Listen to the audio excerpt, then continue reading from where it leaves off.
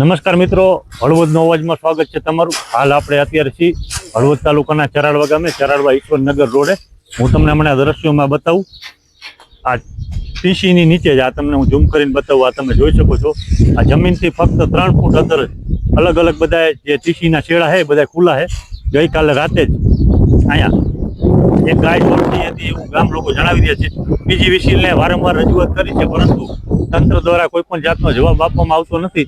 તો આપણે ગામ લોકો સાથે ચર્ચા કરીશું। તમારું નામ જણાવવાનું શું પ્રશ્ન છે? સાધવાણી હિતેશ। હા, મારું ઘર અહીંયા સામે જ છે। હા, આ વાયર લગભગ 7-8 દિવસથી આમ ખુલ્લા ને ખુલ્લા જ છે। કાલ તો એક ગાય અહીંયા આવી ગઈ હતી, હા। થોડીક છોટ થઈ હતી, પણ બીજું કઈ થયું નથી, ભાગી ગઈ।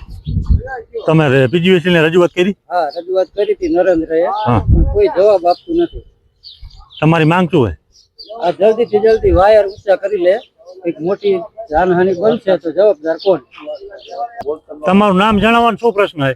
મારું નામ ચૌહાણ રવિભાઈ હિતીભાઈ। હા। અહીંયા આપણે પીજીવીસીએલ ત્રિકોણીય લાગે, આપણે ઈસીનું જે સબસ્ટેશન છે એમાંથી જમીનથી માત્ર 3 ફૂટ જ તાર છે। હવે કોઈ જાનહાનિ થાય તો એનું કોણ જવાબદાર? વારંવાર અરજી કર્યા છતાં પીજીવીસીએલ દ્વારા કોઈ જવાબ આપતો નથી। આ મિત્રો તમે જોઈ શકો છો વિડીયોમાં આવી રીતના ખુલ્લા છેડા છે। ગઈકાલે જ અકસ્માત થતા રહી ગયો, અને અકસ્માત થાય તો જવાબદારી કોની એવી પણ ગામ લોકો માંગ કરી રહ્યા છે। આ આપણી સાથે આ વિસ્તારના ઘણા બધા ગામ લોકો છે, તો આપણે તેમની સાથે જ વાત કરશું। તમારું નામ જણાવો। મારું નામ નાગરભાઈ અમરસિંહભાઈ ચૌહાણ।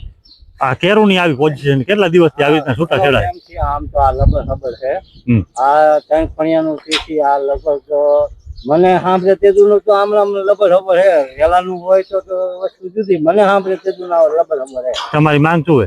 મારી માંગ એ અહીંયા ગાયો ભડકા થયા ને, 2 ગાયો શોર્ટ થઈ। હા, 2 ગાયો શોર્ટ થઈ, અને આજ બપોરે અહીંયા ઓલી કાગરિયા ગણવાવાળી આવી રહી જઈએ, જરાક રહી જઈ ને કહી હા આજે અહીંયા એનું પીંડલું ભરી જવાનું હતું, કારણ કે આવા ઉગાડા છેડા હાલે।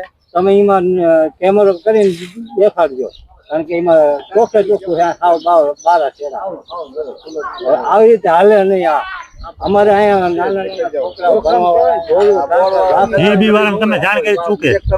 જીબી વાળા શું જો એક તો ફોન પેલા શું કરવાનું? અત્યારે પેલા પ્રથમ એ વાત કરી તો પાવર કેવો આવે ગામમાં, જ્યોતિગ્રામમાં? હગતી લાઈનમાં અડધી કલાકે અટાણે વીવી ગયો, હમણાં આવ્યો તો 5 મિનિટ 10 મિનિટ આવ્યો। આજ પાવર કેટલી વાર બંધ હતો?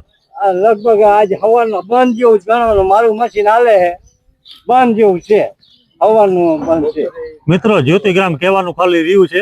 જ્યોતિગ્રામમાં એકવાર જઈ અને ચરાડવા ડિવિઝન જઈને પૂછો તો ખબર પડે કે એક દિવસમાં કેટલી વાર ફોલ્ટ થાય। અને હાલ અત્યારે પણ પાવર બંધ છે તેવું ગામ લોકો જણાવી રહ્યા છે।